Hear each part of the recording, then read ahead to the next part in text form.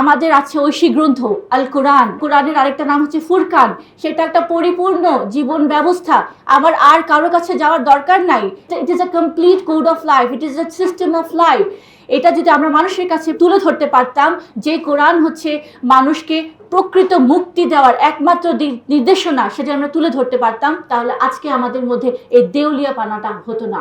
আজকে আমরা আল্লাহটাকে বাদ দিয়েছি, বাদ দিয়ে আমরা মানুষের তৈরি বিভিন্ন সিস্টেমটাকে আমরা প্রয়োগ করেছি, আমরা অ্যাপ্লাই করেছি, আমরা স্ট্যাবলিশ করে আমরা আশা করেছি আমি মানবাধিকার পাবো, আমি মুক্তি পাবো, আমি স্বাধীনতা পাবো, আমি সুবিচার পাবো, সাম্য পাবো, নারীর অধিকার প্রতিষ্ঠিত হবে। কিন্তু সত্যিকার অর্থে কোনোটাই কিন্তু হয় নাই।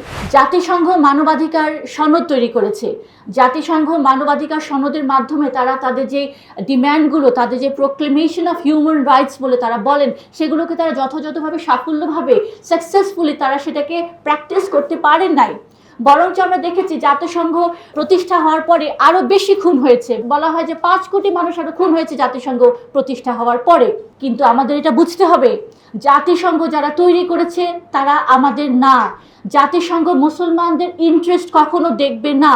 জাতিসংঘ আমাদের না, জাতিসংঘকে আমরা কখনো পাশে পাবো না, এবং জাতিসংঘের দিকে আমরা তাকিয়ে থাকবো আমাদেরকে সাহায্য করবে, সেই জায়গা থেকে আমাদের আজকে সরে আসতে হবে।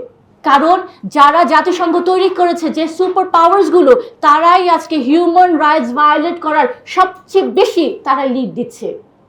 কাজেই এই জায়গা থেকে আমাদের সরে আসতে হবে।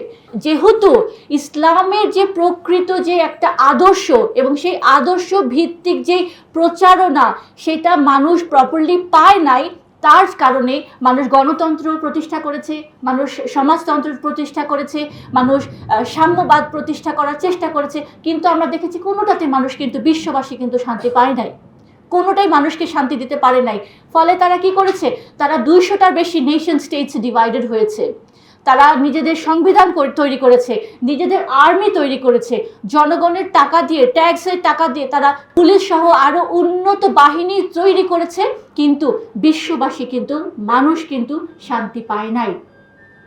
মানুষকে আমরা শান্তি দিতে পারি নাই। আমরা যদি মানব জাতির সামনে এই কথাটা তুলে ধরতে পারতাম যে আমাদের আছে ঐশী গ্রন্থ আল কোরআন, যেটা ফুরকান, যেটাকে আল্লাহর আরেকটা, কোরআনের আরেকটা নাম হচ্ছে ফুরকান। সেটা একটা পরিপূর্ণ জীবন ব্যবস্থা। আমার আর কারো কাছে যাওয়ার দরকার নাই। এখানে it is a complete code of life, it is a system of life. এটা যদি আমরা মানুষের কাছে তুলে ধরতে পারতাম, যে কোরআন হচ্ছে মানুষকে প্রকৃত মুক্তি দেওয়ার একমাত্র নির্দেশনা, সেটা আমরা তুলে ধরতে পারতাম, তাহলে আজকে আমাদের মধ্যে এই দেউলিয়াপানাটা হতো না। আজকে মানুষ আত্মিকভাবে দেউলিয়া হয়ে গেছে। আজকে মানুষ, কিছুক্ষণ আগে আমার প্রাক্তন বক্তা আয়েশা সিদ্দিকা বলেছেন যে জীবন ব্যবস্থা 2 প্রকার হতে পারে। একটা হচ্ছে আল্লাহ প্রদত্ত, যেটা প্রদত্ত, আরেকটা হচ্ছে ম্যান মেড। আজকে আমরা আল্লাহটাকে বাদ দিয়েছি, বাদ দিয়ে আমরা মানুষের তৈরি বিভিন্ন সিস্টেমটাকে আমরা প্রয়োগ করেছি, আমরা অ্যাপ্লাই করেছি, আমরা স্ট্যাবলিশ করে আমরা আশা করেছি আমি মানবাধিকার পাবো, আমি মুক্তি পাবো, আমি স্বাধীনতা পাবো, আমি সুবিচার পাবো, সাম্য পাবো, নারীর অধিকার প্রতিষ্ঠিত হবে। কিন্তু সত্যিকার অর্থে কোনোটাই কিন্তু হয় নাই, কোনোটাই আমরা পাইনি। এগুলো ছিল পুরো মরীচিকা। এগুলো আমাদেরকে একটা ইলিউশন দেওয়া হয়েছে।